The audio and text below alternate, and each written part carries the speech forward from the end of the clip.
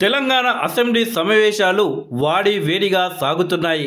ఇవాళ ప్రశ్నోత్తరాల సమయంలో ఓవర్సీస్ స్కాలర్షిప్స్, కమిషన్లు, రోడ్ల నిర్మాణంపై మాటల యుద్ధం నడిచింది.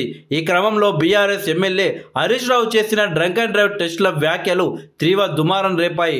తొలుత ప్రశ్నోత్తరాల సమయంలో మంత్రి కోమటిరెడ్డి మాట్లాడుతూ ఇరిగేషన్ మంత్రిగా హరీష్ రావు పనిచేసి కాళేశ్వరంలో కమిషన్లు తీసుకున్నారని ఆరోపించారు. మామచాటు అల్లుడిగా 10,000 కోట్లు దోచుకున్నారని సంచలన వ్యాఖ్యలు చేశారు. ఈ ఆరోపణలను తాను నిరూపిస్తానన్నారు. ఈ వ్యాఖ్యలపై హరీష్ రావు ఘాటుగా స్పందించారు.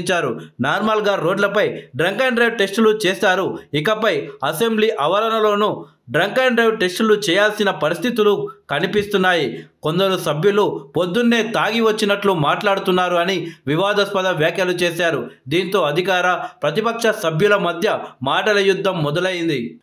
హరీష్ రావు చేసిన వ్యాఖ్యలు చాలా బాధాకరమని, సభకే కాదు సమాజం తలదించుకునేలా ఉన్నాయని మంత్రి పొంగులేటి శ్రీనివాసరెడ్డి ఆగ్రహం వ్యక్తం చేశారు.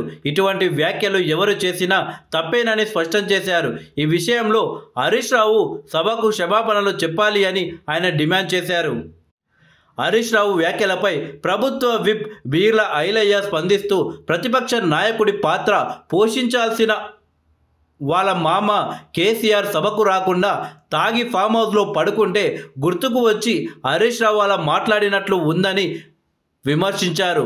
మంత్రి కోమటిరెడ్డిపై హరీష్ రావు మాట్లాడిన తీరు దుర్మార్గం అన్నారు. మీ నాయకుడు కేసీఆర్ తాగి హెలికాప్టర్ నుండి పడిన సంగతి తెలంగాణ సమాజానికి తెలియనిదా అని ప్రశ్నించారు.